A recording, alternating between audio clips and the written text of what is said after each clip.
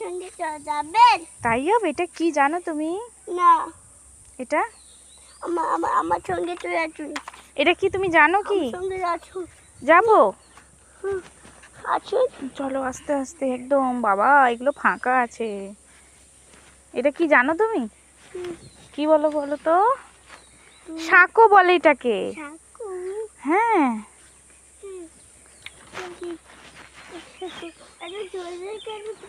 বাঁশ, এগুলো বাঁশ দিয়ে তৈরি, বাঁশের সাঁকো। এগুলো এই জোরে জোরে কেন হাঁটছেন? আমি তো পড়ে যাবো। তাই? আস্তে আস্তে।